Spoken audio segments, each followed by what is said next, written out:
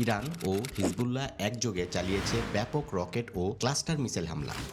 Iran যুদ্ধ কবে শেষ হবে এই নিয়ে বড় মন্তব্য করেছেন মার্কিন প্রেসিডেন্ট ডোনাল্ড ট্রাম্প।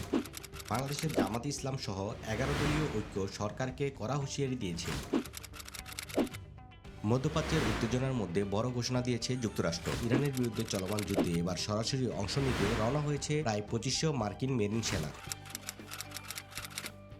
মার্চ 2026 মধ্যপ্রাচ্য আগুনে ভাসছে। ইরান ও হিজবুল্লাহ একযোগে চালিয়েছে ব্যাপক রকেট ও ক্লাস্টার মিসাইল হামলা। উত্তর ইসরায়েলের কিরিয়াত শামনা ও হাইফা শহরে বিকট বিস্ফোরণের শব্দ শোনা গেছে। ইরানের ব্যালিস্টিক মিসাইলের অর্ধেকে ছিল ক্লাস্টার বোমা, যা বিস্তীর্ণ এলাকা ধ্বংস করেছে। রিশন লেজিয়ন, লোদ ও তেলাবিবের দক্ষিণেও ক্ষয়ক্ষতির খবর শোনা গেছে। মধ্য ইসরায়েলের একটি নির্মাণ সাইটে অন্তত 2 জন নিহত আর কয়েকজন গুরুতর আহত। ইসরায়েলের প্রতিরক্ষা ব্যবস্থা চেষ্টা করেছে, কিন্তু সাবমিশনগুলো আটকানো সম্ভব হয়নি। ইরান যুদ্ধ কবে শেষ হবে এই নিয়ে বড় মন্তব্য করেছেন মার্কিন প্রেসিডেন্ট ডোনাল্ড ট্রাম্প। সাংবাদিকদের প্রশ্নের জবাবে ট্রাম্প বলেন, যখন আমি ভেতর থেকে অনুভব করব তখনই এই যুদ্ধ শেষ হবে। এইদিকে নিজের সামাজিক যোগাযোগ মাধ্যম ট্রুথ সোশ্যালে ট্রাম্প দাবি করেছেন ইরান ইতিমধ্যেই পুরোপুরি পরাজিত। তবে অন্যদিকে ইরানি কর্মকর্তারা বলেছেন তারা এখনো যুদ্ধ চালিয়ে যাওয়ার জন্য প্রস্তুতি নিচ্ছেন। ফলে প্রশ্ন উঠেছে, মধ্যপ্রাচ্যের এই যুদ্ধ আসলে কতদিন চলবে?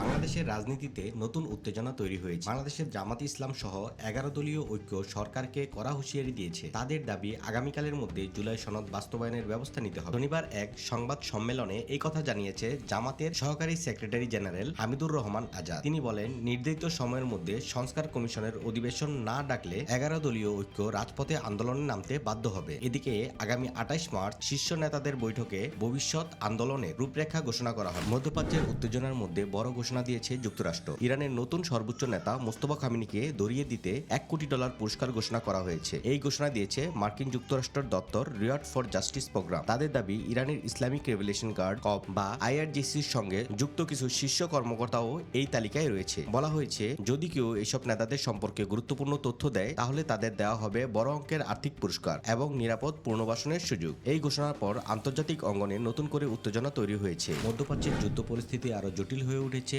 ইরানের বিরুদ্ধে চলমান যুদ্ধে এবার সরাসরি অংশ নিতে রওনা হয়েছে প্রায় 2500 মার্কিন মেরিন সেনা। জাপানের ওকিনাওয়া ঘাঁটি থেকে 31তম মেরিন এক্সপেডিশনারি ইউনিট ইতিমধ্যেই যাত্রা শুরু করেছে। তাদের সঙ্গে রয়েছে অত্যাধুনিক উভয়চর জাহাজ ইউএসএস টাইপোলি, যেখান থেকে সরাসরি যুদ্ধে নামতে পারবেন মার্কিন সেনারা। বিশ্লেষকদের মতে এই মোতায়েন প্রমাণ করছে যে যুক্তরাষ্ট্র ধীরে ধীরে এই যুদ্ধে তাদের সামরিক শক্তি বাড়াচ্ছে। ফলে প্রশ্ন উঠছে, মধ্যপ্রাচ্যের এই যুদ্ধ কি আরো বড় আকার নিতে যাচ্ছে? দেশি ও আন্তর্জাতিক নিউজ সবার আগে পাওয়ার জন্য সাবস্ক্রাইব করে আমাদের চ্যানেলের সাথেই থাকবেন। আল্লাহ হাফেজ।